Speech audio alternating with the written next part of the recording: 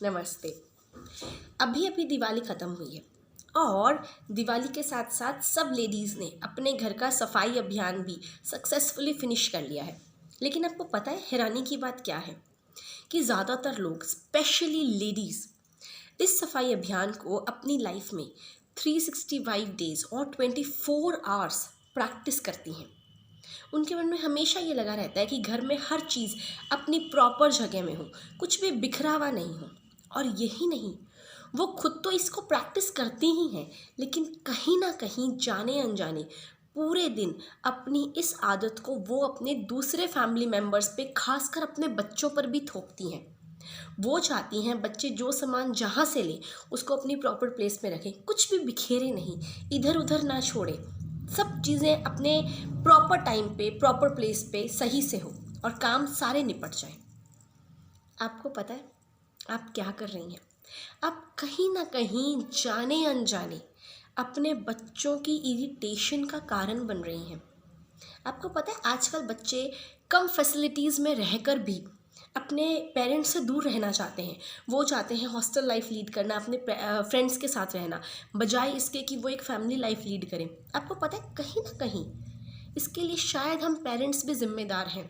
और वो इसीलिए क्योंकि हमारी बातों से, हमारी रोक टोक से, हमारी किच किच और बिकरिंग से वो इतने परेशान हो गए हैं कि उनका पेशेंस जो लेवल है वो उन्होंने गिव अप कर दिया। आपको पता है ज़िंदगी के दो कंसेप्ट होते हैं, एक होता है शैबी और एक होता है क्लीन। शैबी मतलब सामान बिखरा हुआ है। बिखरे हुए सामान को इतना बड़ा इशू मत बनाइए।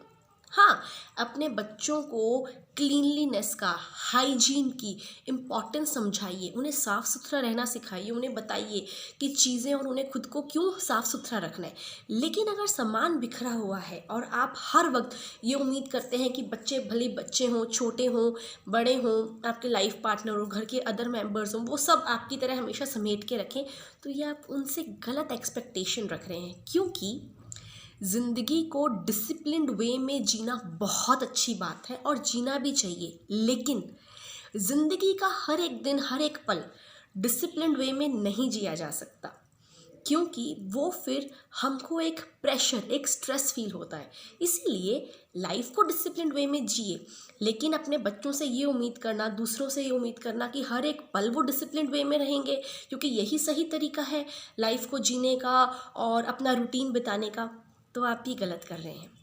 आपको पता है ज़्यादातर क्या होता है, जो मदर्स होती हैं स्पेशली, वो ये उम्मीद करती हैं कि घर के मेंबर्स, स्पेशली बच्चे, इस टाइम तक नहा लें, 11 o'clock 12 o'clock, ताकि काम निपट जाए, बाथरूम गीला नहीं हो, किसी के गिरने का डर नहीं रहे। इसीलिए हम बार बार बोलते रहते हैं आप तैयार हो जाओ, आप नहा लो बच्चा।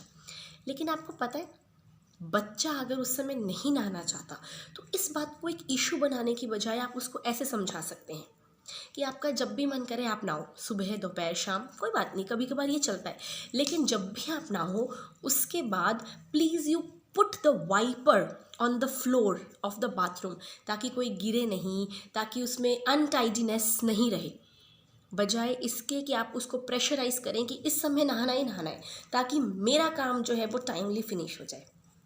ज़रा सोचिएगा, खासकर लेडीज़, कि अपनी इस सफाई को लेके ऑब्सेसिवनेस आप दूसरों पे मत थोपिए। और सबसे बड़ी बात जो लेडीज़ भूल जाती हैं वो ये है कि हम सबकी एक फ़िज़िकल स्टेमिना होता है जिसको हम एक्सीड नहीं कर सकते, और अगर हम उसको एक्सीड करके काम करते हैं तो हम इरिटेट रहेंगे, हम खुद भी पीसफुल नहीं रहेंगे और एनवायरनमेंट को भी पीसफुल अपने घर में नहीं रख पाएंगे। अगर आप पूरे दिन, अगर घर बिखर रहा है, उसको समेटे जा रहे हैं, समेटे जा रहे हैं, तो कहीं ना कहीं आपकी बॉडी भी गिव अप कर देगी।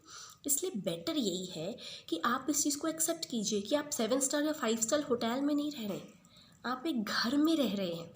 वहाँ पे अगर लोग रहते हैं तो सामान बिखरना, चीज़ें इधर उधर होना लाजमी है। और जब आपको लग रहा है कि हाँ अब ऑलमोस्ट दिन कंप्लीट हो गया है, बिखरने के चांसेस कम हैं, तब एक बार आप उस चीज़ को समेट सकते हैं, बजाय इसके कि हर 15 मिनट में आप सामान समेट रहे हैं, फिर आप इरिटेट हो रहे हैं, घर में बिकरिंग कर रहे हैं, दूसरों पे अपनी विशेस थोप रहे हैं। उसकी बजाय स्टॉप देयर। और आपको पता है 90% लेडीज़ को किस चीज़ का फोबिया रहता है कि लोग आएंगे, अगर उन्हें घर इस तरह बिखरा हुआ दिखेगा तो कोई बात नहीं, घर में लोगों को नहीं, आपको रहना है।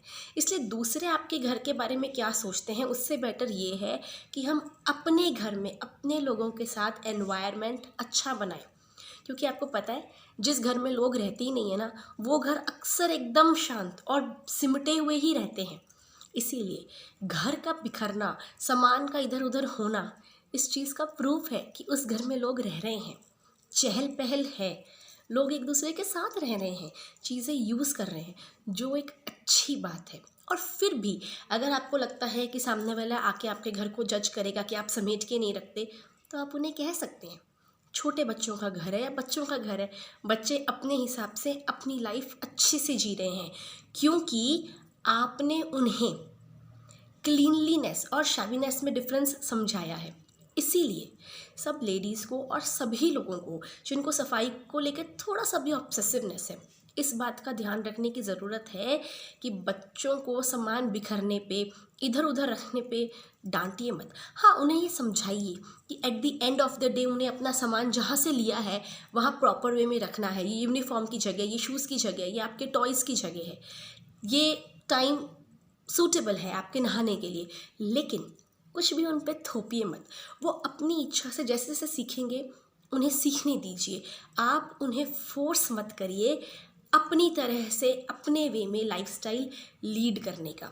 उनको क्लीनलीनेस की इम्पोर्टेंस समझाइए, साफ़ सुथरा रहने की कीमत बताइए कि कितना ज़रूरी है हेल्थ के लिए भी, इन्वायरमेंट के लिए भी। लेकिन सामान बिखरने पर, इधर उधर रखने पे, थोड़ा छोड़ देने पे इतना इशू मत बनाइए। थोड़ा सा लेडीज़ अपने लाइफ में ये चेंज इनकलकेट करके देखिए, आपको महसूस होगा कि आपके आसपास थोड़ी सी भी जो नेगेटिविटी, झगड़े, बिकरिंग्स, किचकिच, थोड़ी सी भी जो दूरियां हैं, शायद वो कम होना शुरू हो जाए। भले वो आपके बच्चों से हो या लाइफ पार्टनर से हो। और खुद भी ज़िंदगी जिए और बच्चों को भी जीने दे, क्योंकि बिखरा हुआ सामान समेटा जा सकता है, पर बिखरे हुए रिश्तों को समेटने में वक्त लगता है। Till then, have a clean day, free of any obsessiveness of cleanliness. Bye bye, take care.